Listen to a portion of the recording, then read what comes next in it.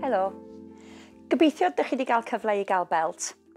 Dwi wedi gwneud y belt yn grwn. Ddim yn rhy fach, ddim rhy fawr. A beth da ni'n mynd i wneud ydy ystwytho'r sgwyddau i ddechrau. Un llaw i mewn i'r belt a llall uwch ben. Felly un llaw yn gwynebu'r llawr, cefn y llaw yn gwynebu'r to. Ac yna symudiwch eich breichiau ymlaen fel hyn. Wrth gwthio yr llaw i fyny ac un llaw i lawr. Os oes gennych chi yn hawster neu broblem efo'r sgwydda, jyst gnewch chydig a wedyn ymlacio ac yna newid y cyfeiriad. Felly mae fyny chi faint o weithiau ydych chi'n gwneud. So ni'n gwneud hwn, so ni'n gwario eitha lot o amser yn gweithio ar yn sgwydda. Ond eto mae o'n iawn jyst i wneud 4 ymlaen, ymlacio ac yna 4 yn ôl. Os ydych chi'n gor-gweithio'r cyhyra, wel, mae hwnna medru achosi poen neu rhyw fath o stiffness yn y gwddw neu o gwmpas y sgwydda. Ac tydi hwnna ddim yn mynd i'r lles i'r corff. Wedyn dwi'n mynd i'r rhoi'n wylo i mewn i'r belt, a sbiwch beth dwi'n neud.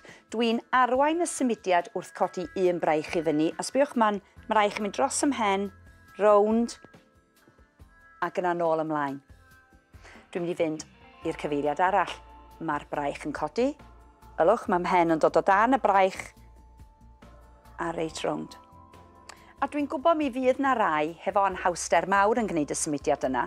Falle bod chi'n iawn un ffordd, wedyn tra bod chi'n gwneud y ffordd arall, falle bod yr ysgwydd ddim yn medru cynnal y symudiad yn llawn. Felly, gnewch fel hyn. Gafal ar eich garddwn, ac yna helpu eich breichiau mynd o gwmpas. Gafal ar y garddwn, a helpu'r i'r braich fynd i'r cyfeiriad arall. Ydy o moch os na fedrwch chi wneud y symudiad yn llawn, gnewch symudiad bach yn lle. Da ni'n mynd i ddefnyddio'r belt rwan i weithio o gwmpas yr hip, felly dwi'n mynd i droi'r ochr. Dwi yn mynd i codi'n nghoes i fyny, bottom ball i mewn chydig bach, a felly dwi'n mynd i codi'n rhoed a rhoi'n rhoed i mewn trwy'r belt a tynnu'r belt i fyny at top yng nghoes, ac yna allan eto. Felly bottom ball i mewn a mae'r belt yn symud reit i lawr yng nghoes. A dwi'n mynd i wneud yr un peth i'r ochr arall. Dwi'n mynd i godi'r goes i fyny, codi'r droed, tynnu'r belt i fyny, ac yna codi'r goes i fyny a mae'r belt yn dod allan. Mae'n siŵr fydd na rai yn gorfod fflingio'r belt o dan y droed. Gnewch be fedrwch chi, ond mae o'n bwysig i gadw'r hips yn gry ond hefyd yn ystwyth. Dwi'n mynd i roi'r belt i lawr, a da ni'n mynd i wneud yr ymarfer nesaf. Felly dwi dal yn eistedd ar ochr y soffa. Dwi'n mynd i roi un llaw ar yng nghoes. Dwi'n mynd i blygu'r hips, llaw ar yng nghoes, ac yna fflat yn llaw tuag at y llawr. Fel yna, mor isel a fedra i fynd, a mi fedrwch chi weld bod yng nghefni yn gorod ymestyn ac yna nôl i fyny. Dwi'n mynd i wneud union yr un peth i'r ochr arall, felly dwi am droi. Llaw neu braich ar yng nghoes, bottom ball i mewn. Dwi'n mynd i blygu o'r hips. Cofiwch, pen i fyny. Ymestyn i lawr, mae'r cefn yn ymestyn, fedra i deimlo hyd yn oed cefn yn ysgwydd yn ymestyn, ac yna codi nôl i fyny. Byddwch yn ofalus os oes gennych chi broblem efo'r pwysau gwaed, achos weithiau pan da ni'n plygu ymlaen, ac yna yn dod yn ôl, weithiau mae'r pen chydig bach yn ysgafn.